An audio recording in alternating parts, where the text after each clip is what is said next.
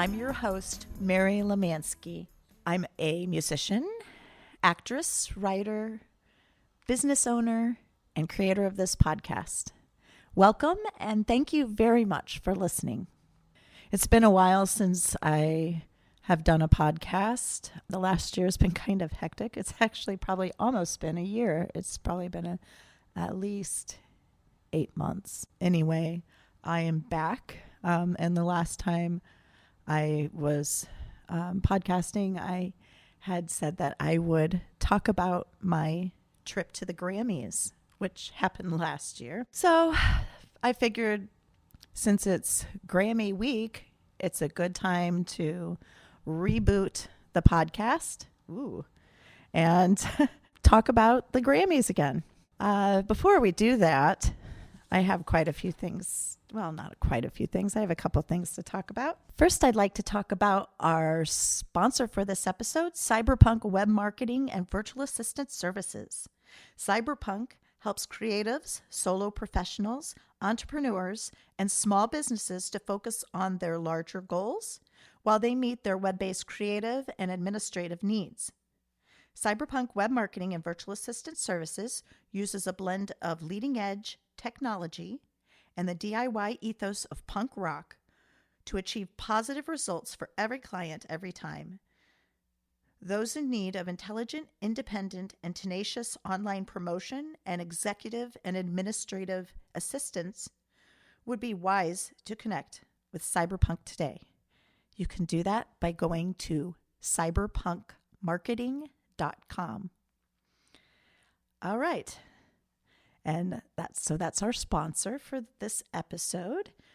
And moving on, I would like to do a little public service announcement and remind you all that the even-numbered years are not just election years. Every year is an election year because in the odd-numbered years, you elect your municipal and local people.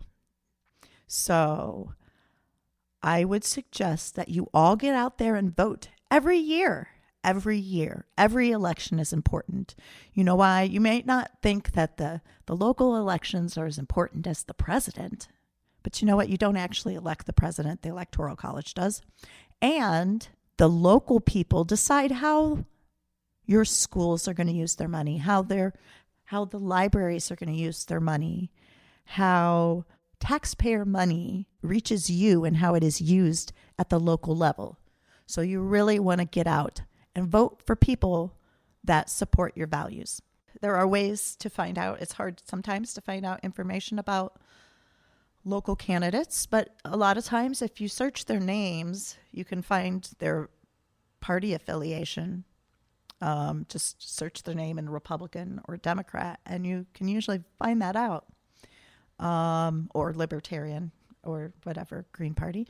We want to always mention all of the parties because we don't have enough of them, I don't think. I think that's why we're in the problem we are now. Just get out and vote your values. Do your research on your local politicians. And yeah, that's all I really have to say about that. Every year is an election year. When they say election year, don't even listen to them. Every year is an election year. And the elections that affect you the most are the local elections. So get out and vote. All right. Now that I got those couple things out of the way, I am going to move into the meat and the heart and soul of this episode.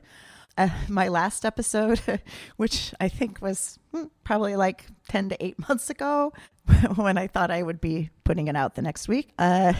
Sometimes that's how life is. Anyway, in my last episode, I had said that I was going to talk about my first trip to the Grammys, which was last year. And it was very recent at the time, but now it's Grammy week and it's time for another Grammys. So, of course, the Grammys last year got pushed back due to COVID. So it wasn't in Los Angeles as planned. It was in Las Vegas. But I was able to go to it. I had planned for this trip for a couple years, actually, because my ex and I have our time with the kids, and I wasn't sure that, the Grammys, you used to be able to get 4 tickets. And now you can only get 2 when they initially offer them. Later on, if nobody buys the tickets, then you can get more tickets. But they changed the policy from 4 to 2, so I can't take my kids with me. So I just decided to go by myself because I had no date, and I didn't want to pay for somebody else. So I went by myself to the Grammys. And you have the Grammys, but then you have Grammy Week, and there's lots of events leading up to Grammy Week, lots of networking and schmoozing, and maybe even some educational things. I have not gone to any educational things, but so anyway, they have these events leading up to the actual Grammys.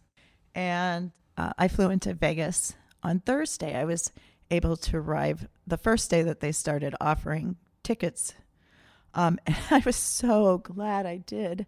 If you ever have to go to one of these events and you can go early, go early. Because there was no line to get my Grammy tickets and my goodies bag, which I'll talk about in a bit. But I arrived in Las Vegas. I took my time. I got my bags, got my rental car, and then I drove to the hotel where the Grammys were at, which I immediately had. Once I knew they were changing venues, I got a room at the hotel, the MGM where it was at. I had got my room, and I had a nice view of the Vegas skyline billboards, and so I got to my room. I got to kind of relax, and I had a day to just get my tickets and just hang out and enjoy a little bit of Las Vegas. And then the next day, I was so glad that I had done that, because Friday was the Music Cares Person of the Year benefit concert and dinner at the MGM. Everybody was coming in on Friday and also on Saturday for the Grammys on Sunday. So the lines were long at the hotel. They were long waiting for tickets to get your Grammy tickets and your gift bag. And so I was so glad that I got there on Thursday because I didn't have to wait in those lines. And the gift bag was awesome. It was a collection of products by Biro. Their Bitter Green Essence Toner, which normally retails at $95. Their Tofu Gel Cream, which normally retails at $85. And their Fig Renewal Oil, which normally retails at $72. And I have really enjoyed these products, I must say. They are very nice. And they even gave us a discount code. I wanted to talk about my dresses. So I'm very fortunate to have a cousin-in-law who is a fabulous seamstress. And not only that, she is an up-and-coming fashion designer who goes by the name Meg Mansky, Megmanski. Check her out. Her creations are just gorgeous. And so I got 4 dresses from her, one for the Person of the Year benefit, one for a get-together, a party on Saturday night, and then my dress for the Grammys, and then a dress for the after party.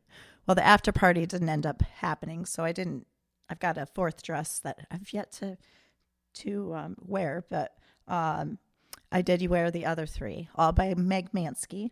Went shopping for shoes and bag to wear. The great thing about my Meg Mansky creations is that they all had matching masks to go along with the dresses, since it was COVID was so prevalent. So that was very nice to have matching masks with my dresses. So I enjoyed my chill Thursday, and then Friday, April 1st, was as mentioned before, the Person of the Year benefit concert and dinner, and it was honoring Joni Mitchell.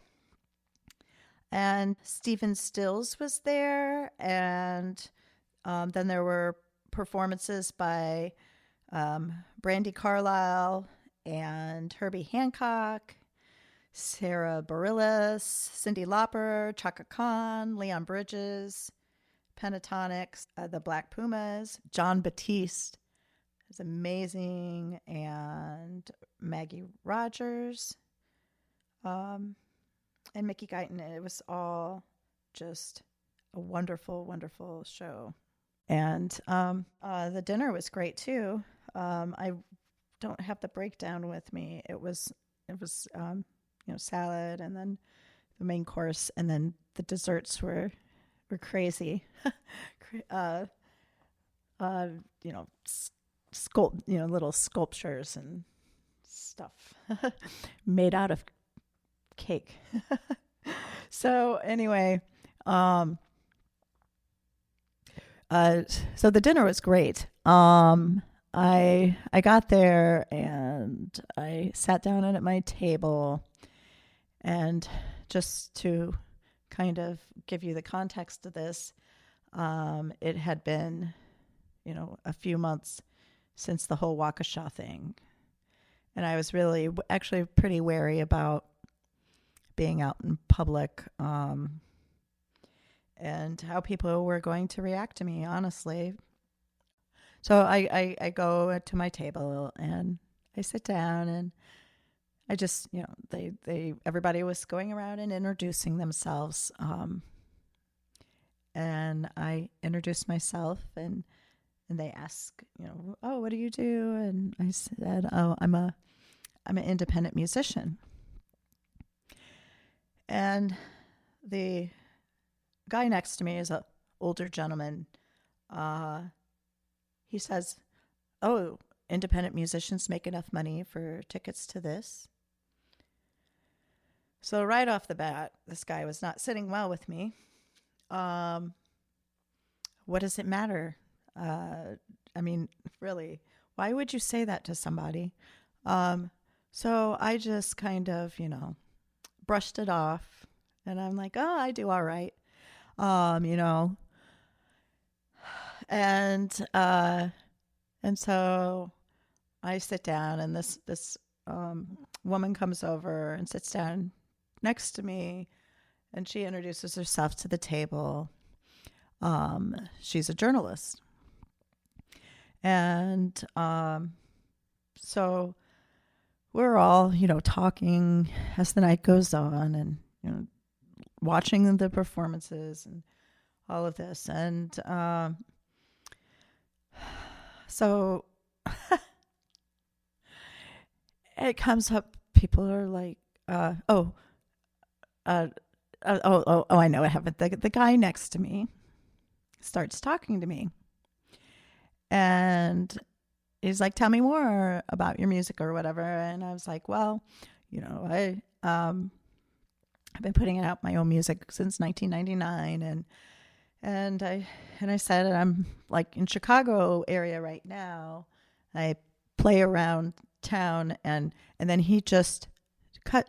I play around Chicago, I said I play around Chicago, and I've toured the United States, but he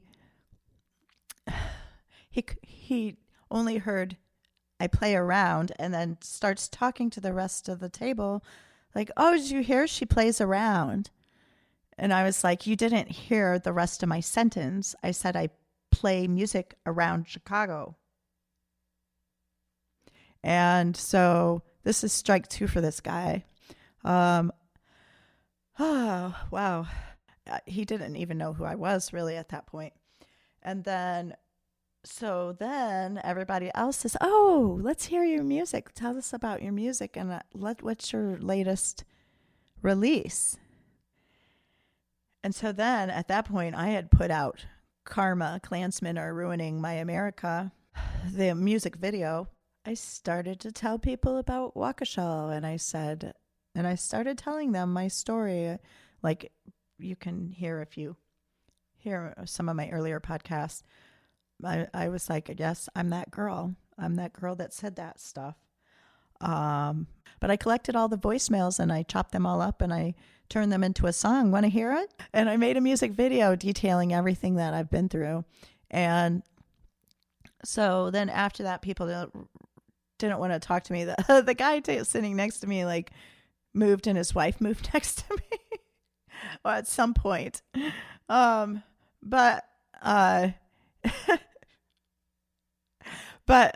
so this woman next to me, this reporter, she didn't tell me what channel or anything that she worked for. And I was like, I don't give a fuck if this is Fox News or not. I'm going to tell this woman my side of the story. And so I did. And it probably went on for like 10 minutes. But I was not going to sit there and feel like that and not speak my piece. So I sat there and I told this woman everything. And I said, yeah, the Proud Boys targeted me after speaking at a school board meeting. And a week later, they made my tweets go viral. If you look at my stats, I mean, they ganged up on me. And they made my tweet go viral, and they made Fox News pick it up. And Fox News jumped on it because I was the social media manager for the DuPage Democrats. And I was a key part in bringing out the youth vote and changing DuPage County from red to purple to now almost completely blue.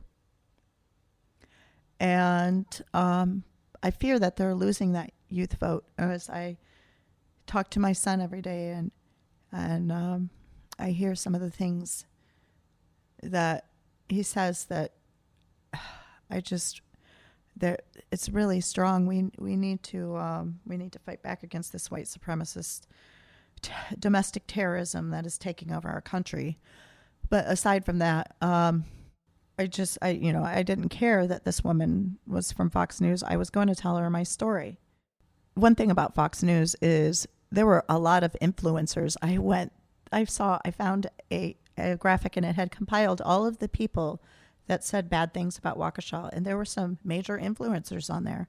And there was actually a woman who was higher up, like in charge of the Democrats at a county level. And she wasn't targeted like I was. And I honestly think it's because I was so pivotal in turning the largest red county in Illinois to blue. There are reasons why I was targeted and not all those other people that said the exact same thing I did. So anyway, I had to tell this woman my piece. I had to speak my piece. And so I did. And then she revealed to me that she worked for an affiliate of Fox in a state out east. I won't even say where she was from. Because I don't rat out people. I don't call out people unless really there really needs to be a reason. So anyway, aside from being the pariah at the table, I really enjoyed the Music Cares concert and seeing Joni Mitchell and seeing all of the performers. It was really just lovely. It was amazing. And I'm so glad I had the chance to do that. So if you ever have a chance to donate money to Music Cares and go to the Person of the Year Award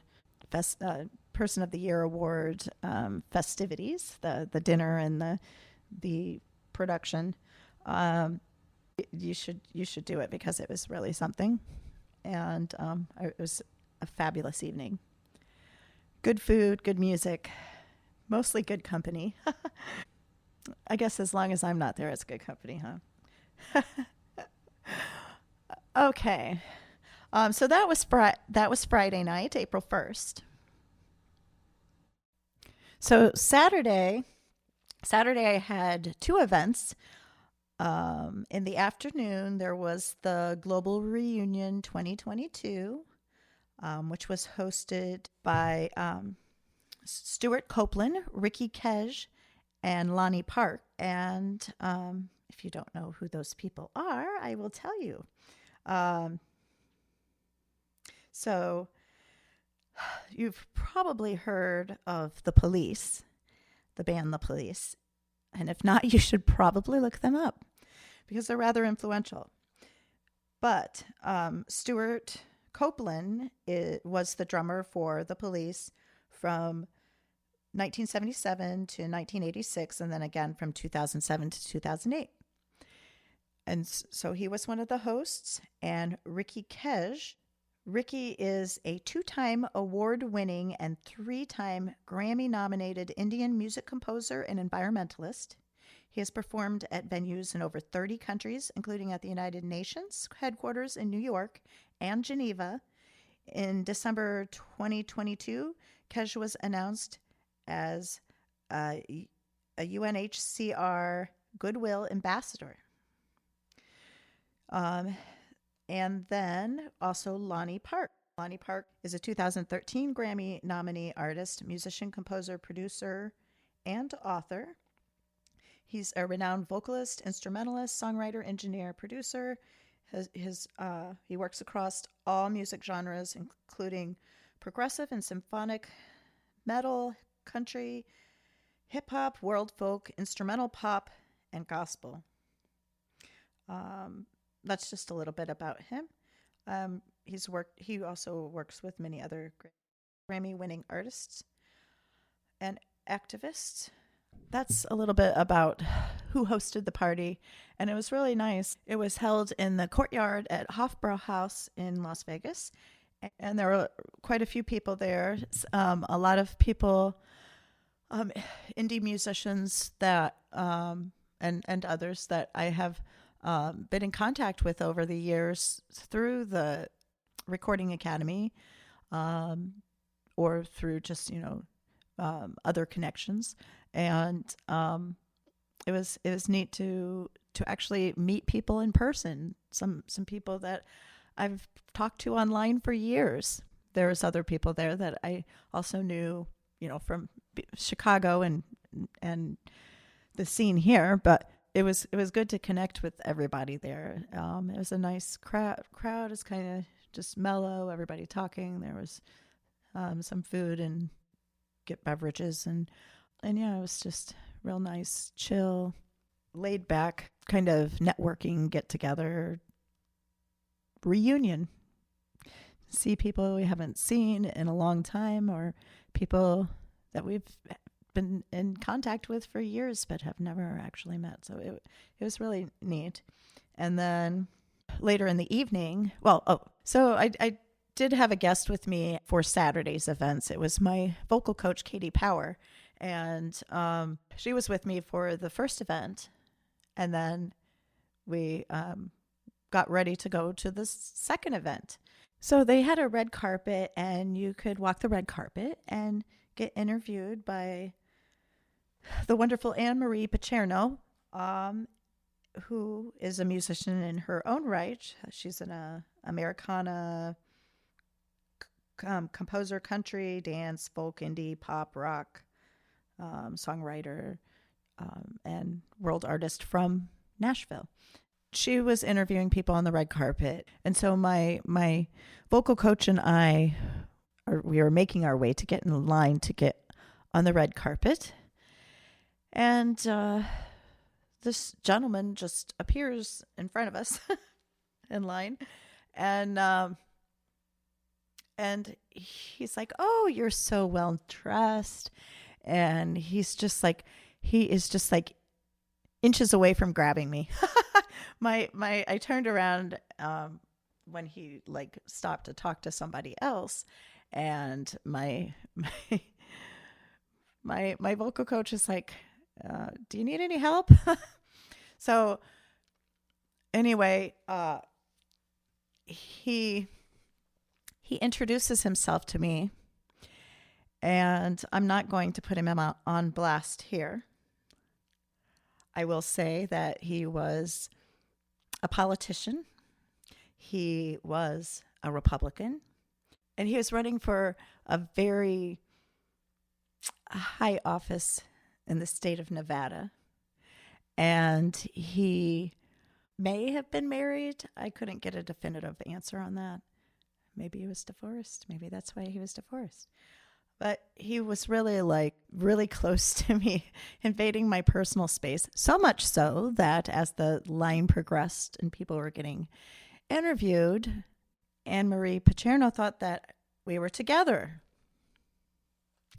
And so I had to walk I had to walk out on the red carpet with a Republican. Of course, we were each on each side of Anne-Marie, so there was space between us as the interview went on anyway. So, but I thought that was rather humorous. I don't know what to think of that. But yeah, that happened at the party at Soiree. But it was really nice. I got to see even more people that I had never seen before, that I've been talking to online for years, voting for their music even, for the Grammys, because they write really good music. And so it was great to see people that I've voted for and supported, and be able to talk to them, be in the same room with them. And I met a lot of people. I met some people from Chicago even. So small world. So that was fun at Soiree. Aside from having my personal space violated unwillingly. But it's okay. That's a part of being in a crowded situation. So then the next day was the Grammys. It was really an amazing day for me because I've dreamed about going to the Grammys since I was young. I've dreamed of winning a Grammy myself since I first became serious with music, or realized that I had talent, which was, I think, around age 11 when they pulled me out of Catholic school classroom to go play a funeral on the pipe organ. And then they paid me $40. And I was like, yeah, I think being a musician would be all right. So then I started dreaming big, and I wanted to win a Grammy. But with just watching it on TV as a youngster, I thought, wow, what it would be neat to be there, huh? So I think everybody has some sort of, well, maybe not everybody, but a lot of people have that dream. And so anyway, so there's actually 2 Grammy ceremonies. You have the premiere ceremony, which are basically all of the awards that are not broadcast on television. There's lots of awards that are given away for production, classical music, world music, in jazz, lots of genres that are not covered on the broadcast that everyone sees on TV. There's lots of genres with awards that you guys probably don't even know about. So if you ever get a chance to look at the full list of winners, please check it out. And please check out other forms of music, not just the stuff you usually listen to. It gives you a wider appreciation for music in general when you do stuff like that. So anyway, so you have the premiere ceremony, which starts, around noon. And then that goes on till, about whenever it gets done. Then there's like a short time to walk the red carpet. And then they have the regular telecast, which everyone else sees on TV. And that's usually, in the evening. So I got up early on Sunday and because I kind of wanted to take my time getting ready. And so, as I did it in stages, so I got ready, got dressed, did my makeup, and then got dressed, I guess. And then went down to the premiere ceremony and watched most of that. And then I headed to the main arena where the telecast was. So I got to the main arena and I found my seat where it was. And then I decided to go out and get some water and use the restroom before it all started. And as I went out there, I discovered that they weren't taking cash for water, and I had left my card in the hotel room. So I was kind of SOL at that point. And so I got a little bit upset and I went and talked to the security guard. They were able to get a manager to go over, and I paid for my, I offered to pay for my water. At that point, she just gave it to me for free. But all I wanted was water. And I was in the desert, I was like, where can I get water then? All the water fountains are shut off because of COVID. And, I'm not going to make it through the ceremony without water. So I was able to get water. And then as I was waiting in line to get back into the arena because at that point then the more people had started showing up. As I went to go back into the arena, I saw this, I couldn't really see her face because I kind of looked up as she was going by, but she looked very shiny and very nude underneath the shiny. And I was like, that lady wants to be naked and shiny. And turns out it was Paris Hilton walking by me. So I sat in the same section as Paris Hilton at the Grammys. And my vocal coach actually sat in the same section too. She was a seat warmer. She got hired as a seat warmer. I told her, they hire seat warmers for for award shows so that they can fill in the seat so it doesn't look so empty. Maybe you can get a job doing that just to go to the Grammys. And she was able to do it. So she sat in the same section as Paris Hilton too. So we were all sitting in the same section. And so eventually we all got into our seats and, we're waiting for the show. They made an announcement that the show was going to start. So to make our ways to our seats. And so it's very interesting throughout the Grammy ceremony, what happens behind the scenes on TV. They would announce to us, when the commercial breaks were getting ready to be over so that we could run back to our seats. And so people could socialize when it went to commercial with each other, which was an interesting part that you don't see when you're watching the Grammys. You're like, I wonder what all those people do during commercial break. They'd get up and they'd talk around and, talk to each other and visit with each other. So we all were, seated ready for the Grammys to start, and they made the announcement it was going to start and to everybody get to your seats. And then they opened up the ceremony. So Trevor Noah was the host that evening, and he did a great job. I thought it was entertaining. Foo Fighters were supposed to perform, but Taylor Hawkins passed away, so they were not able to perform. And I believe Billie Eilish performed in their place.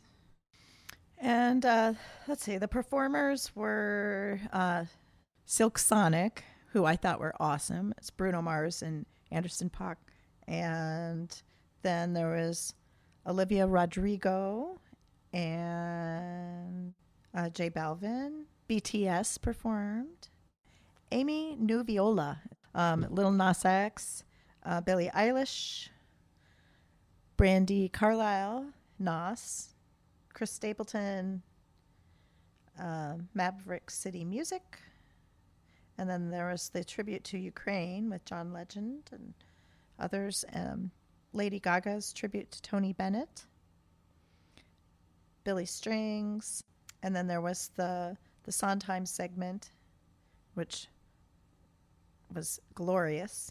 Then there's John Batiste, and then Justin Bieber, her, Carrie Underwood, and then the brothers Osborne. And it was really neat to see everyone performing on the stage, and seeing the transitions and everything that went on that you don't always necessarily see on camera. An experience of a lifetime, I'll say that.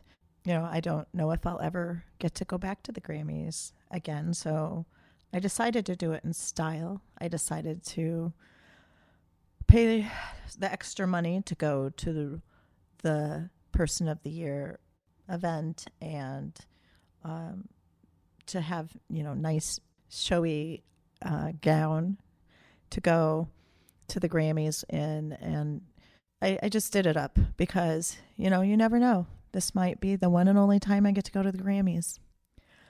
So it was quite the experience, and I enjoyed myself fully. I wish I could live it over and over and over again. And maybe I will. Maybe I'll get to go next year. Who knows, they may even expand the number of tickets and I can take both my kids with me. But I do have a song that I did enter this year in the new category, Best Song for Social Change. And it's not picked by the regular balloting process. It's picked by a blue ribbon committee. So anyway, the regular balloting process works like this. Everybody submits their music that they want to win a Grammy, and into the various categories that it belongs to. And then there is a vote that goes, all the voting members of the Recording Academy vote, and you have it changes from year to year, but you have a certain number of categories that you can vote in, plus the major categories like Album of the Year, Record of the Year, Song of the Year, Artist, Best New Artist of the Year. So everybody votes in those categories, but then everybody also votes in their own particular genre categories that they know about, that they're knowledgeable about, that they listen to regularly. So we do first round voting, and then after that, they go through and they see who the top winners are in each of the categories, usually the top 5, I guess, and then those are the nominees. And from there, there's a second round of voting, and then from the nominees, the winners are picked. And that's what you see on television for some of the categories. Like I said, there's a whole other ceremony before the telecast ceremony called the premiere ceremony, and that's where all of the other awards are given out. And there's performances there too. So anyway, I have entered a song in the Best Song for Social Change this year. And as I said, it's picked by Blue Ribbon Committee, and I don't even know who's on the Blue Ribbon Committee, so I can't even tell you if they're qualified. I'm sure they are. But I'm sure they are. But I don't know who's on the Blue Ribbon Committee, so I can't tell you that. But that is who picks Best Song for Social Change. And the song that I entered was Karma, Klansmen Are Ruining My America, which is made up of all of the voicemails that I received, the hateful voicemails I received after my comments about Waukesha went viral. And they went viral because I was targeted by Proud Boys after speaking at a school board meeting a week earlier. And so they got their little crew of Graper Army guys and Proud Boys and made my tweet go viral. And then Fox News picked it up.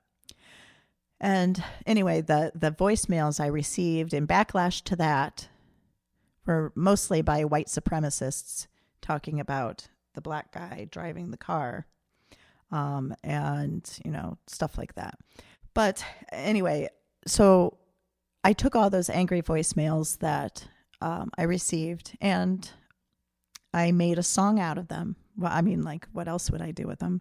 And then I also took all the angry messages I received from texts and emails and Facebook messages, and I made and mail. I had mail too, and I made a music video out of it, so you can see all of that. And it is in the running for Best Song for Social Change at the Grammys. We'll see if it wins or not. I'm hoping it does, but we shall see.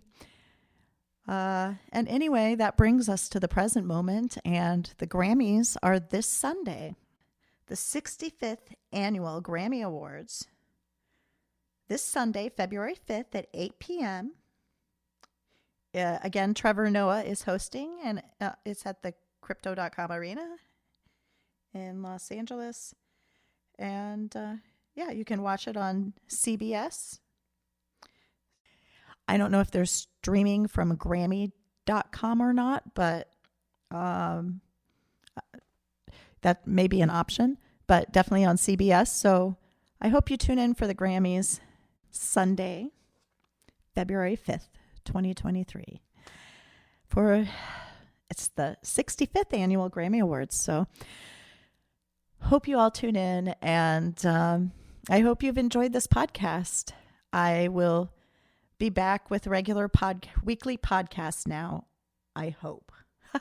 That's the plan. And I have allotted time out in my schedule now to properly do this podcast and to bring you some interesting shows. So I hope you have found my little trip to the Grammys interesting. I hope that you all have a great week, and I will talk to you soon. Bye.